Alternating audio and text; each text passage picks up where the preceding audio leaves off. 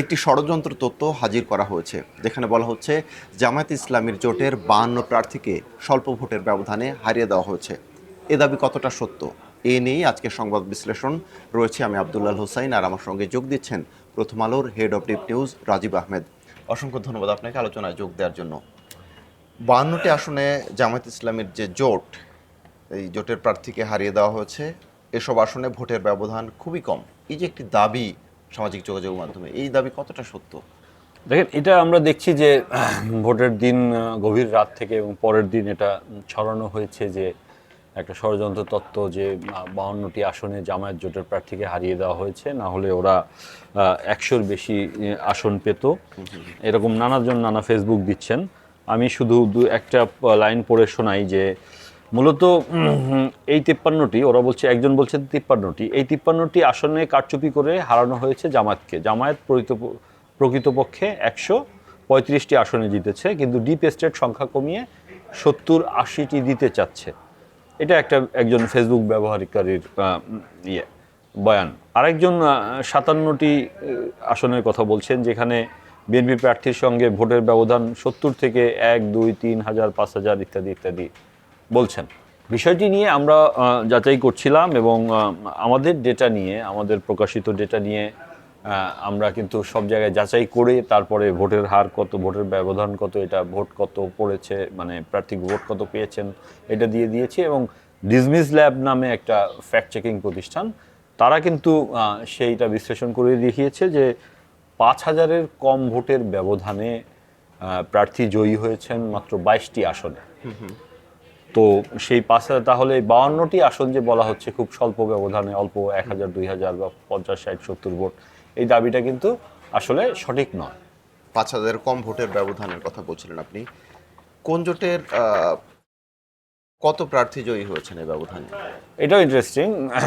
দেখেন যে 5,000-এর কম ভোটের ব্যবধানে জয় পরাজয় নিশ্চিত হয়েছে যে 22টি আসনে, তার মধ্যে জামায়াত এবং তাদের মিত্ররা জিতেছে 11টি আসনে, এবং বিএনপি এবং তাদের মিত্ররা জিতেছে 9টি আসনে।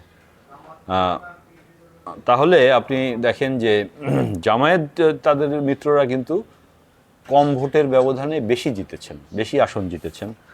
আমার কাছে তালিকাটা আছে 22টি আসনে, সেখানে কি হয়েছে। যেমন বাংলাদেশ খেলাফত মজলিসের সবচেয়ে কম ভোটের ব্যবধানে যিনি জয়ী হয়েছেন, তিনি হলেন মাদারীপুর 1 আসনের সাইদ উদ্দিন আহমদ হানজালা। তিনি 385 ভোটের ব্যবধানে জয়ী হয়েছেন, তিনি বাংলাদেশ খেলাফত মজলিসের। এরপরে সিরাজগঞ্জ 4 আসনে 594 ভোট বেশি পেয়ে জয়ী হয়েছেন মোহাম্মদ রফিকুল ইসলাম, যিনি জামায়াত ইসলামের। কক্সবাজার 4 এবং চট্টগ্রাম 14 আসনে 1000-এর মতো ভোট পেয়ে বিএনপির প্রার্থী জয়ী হয়েছেন।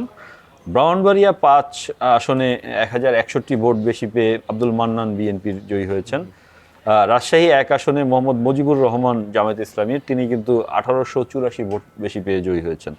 ঢাকা 11, 13 এই দুইটা আসনে ভোটের ব্যবধান ছিল 2500-এর কম, 2000-এর বেশি। সেখানে নাহিদ ইসলাম এবং ববি হাজ্জাজ, নাহিদ ইসলাম আপনি জানেন জাতীয় নাগরিক পার্টির আহ্বায়ক, এবং ববি হাজ্জাজ বিএনপির প্রার্থী হিসেবে, ধানের শীষের প্রার্থী হিসেবে দাঁড়িয়েছিলেন।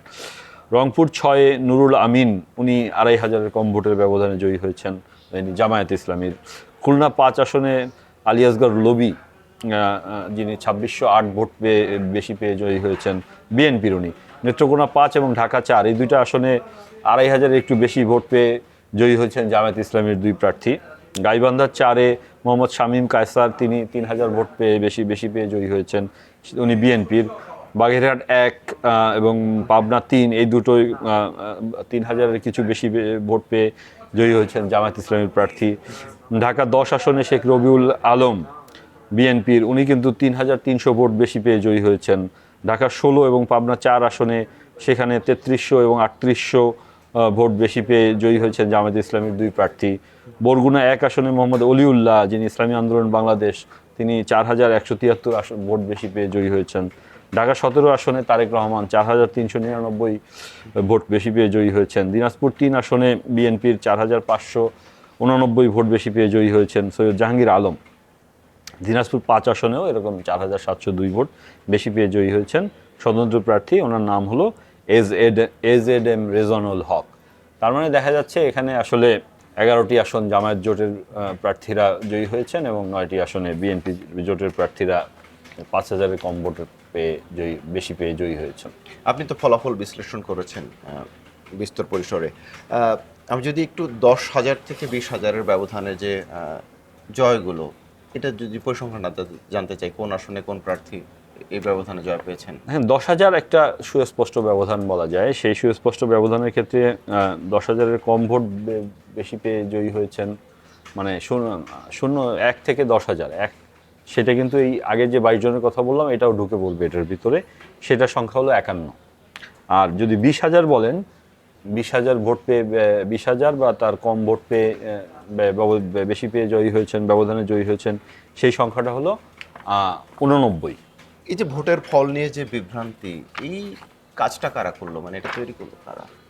দেখেন, ভোটের ফল নিয়ে কিন্তু প্রায় সন্ধ্যার পরে রাত 8টা-9টার থেকেই একটা বড় ধরনের বিভ্রান্তি ছড়ানো শুরু হয়। আমরা কিন্তু খবর পাচ্ছিলাম যে অনেক বেশি আসন পেয়ে বিএনপি জয়ী হতে যাচ্ছে। স্থানীয় পর্যায়ে নানা সূত্র, আইনশৃঙ্খলা বাহিনীর সূত্র, গোয়েন্দা সূত্র, নানা সূত্র থেকে আমরা এগুলো জানতে পারছিলাম। কিন্তু আমরা নির্বাচন কমিশনের বা রিটার্নিং কর্মকর্তা যতক্ষণ পর্যন্ত না জানাচ্ছেন ততক্ষণ পর্যন্ত কিন্তু আমরা ফল ঘোষণা করিনি। কিন্তু এর মধ্যে বিভিন্ন প্রার্থী, বিভিন্ন দল থেকে সাংবাদিকদেরকে বলা হচ্ছিল যে এই অমুক আসনে অমুক জিতেছেন, অমুক আসনে অমুক জিতেছেন। যেসব ক্ষেত্রে ভোটের হাড্ডাহাড্ডি লড়াই হচ্ছিল, যেমন ঢাকা 8-এ আপনার মির্জা আব্বাস এবং জনাব নাসিরউদ্দিন পাটোয়ারি,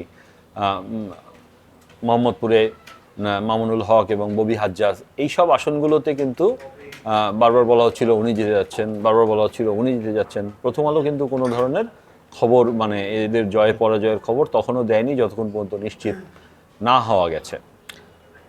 তো এই যে প্রার্থীরা দিচ্ছেন, প্রার্থীর টিম থেকে দিচ্ছে এবং নানা জায়গা থেকে ফেসবুকে গুজব ছড়ানো হচ্ছে, সেটার ফলে কিন্তু বিভিন্ন মূলধারা সংবাদ মাধ্যমও বিভ্রান্ত হয়েছে এবং তারাও কিন্তু একবার ববি হাজ্জাজকে জিতিয়েছে, একবার জিতিয়েছে মামুনুল হককে। এই বিভ্রান্তিটা কিন্তু তৈরি হয়েছে। তার ফলে কিন্তু যখন মূলধারার মাধ্যমে এসছে, ফেসবুকে এসছে, তখন কিন্তু স্থানীয় পর্যায়ে প্রার্থীর কর্মী সমর্থকরাও বিভ্রান্ত হয়ে গেছেন এবং এইটা থেকেই কিন্তু এই ষড়যন্ত্র তত্ত্বটা তৈরি হয়েছে এবং শেষ পর্যন্ত দেখা গেল আসলে ওখানে মামুনুল হক নয়, ওখানে জয়ী হয়েছেন ববি হাজ্জাজ এবং এখানে নাসিরউদ্দিন পাটোয়ারি নন, মির্জা আব্বাস জয়ী হয়েছেন। এবং এইসব অনেক ক্ষেত্রে, যেমন জামায়াতের আমির হেরে গেছেন, এরকম একটা ঘটনাও কিন্তু ব্যাপকভাবে প্রচার করা হয়েছে এবং প্রার্থী যিনি ওখানে শফিকুল ইসলাম চন্দন মিল্টন, উনি কিন্তু ফেসবুকে আলহামদুলিল্লাহ লিখেছিলেন এবং গভীর রাতে, রাত 2টা-2:30টার দিকে ওনার কর্মী সমর্থকরা কিন্তু মিরপুর 13 নম্বরে ওনার অফিসের সামনে মিছিল করেছে, সমাবেশ করেছে, কিন্তু দেখা গেল আসলে জামায়াতের আমির জিতেছেন। মানে দুই পক্ষ থেকেই এটা কিন্তু ছড়ানো হয়েছে। এমন পরিস্থিতিতে মানুষ কি করবে, যারা ভোটার কিংবা সাধারণ মানুষ? মানুষের প্রতি আমার পরামর্শ হলো যে মূলধারার গণমাধ্যমের প্রতি আস্থা রাখা, বিশেষ করে যে সব গণমাধ্যম বস্তুনিষ্ঠ সংবাদ প্রচার করে স্বাধীন গণমাধ্যম হিসেবে পরিচিতি পেয়েছে, তাদের প্রতি আস্থা রাখা। আমি বলতে পারি প্রথম আলোর কথা, আমরা যদি কোনো ভুলও করি সেটা আমরা সংশোধনী দিই এবং আমরা স্বীকার করি আমরা ভুল করেছি। পারতপক্ষে আমরা ভুল করার সুযোগ থাকে না আমাদের, কিন্তু মাঝে মাঝে ভুল হয়ে যায় 2-1টা, কিন্তু সেটা আমরা স্বীকার করি।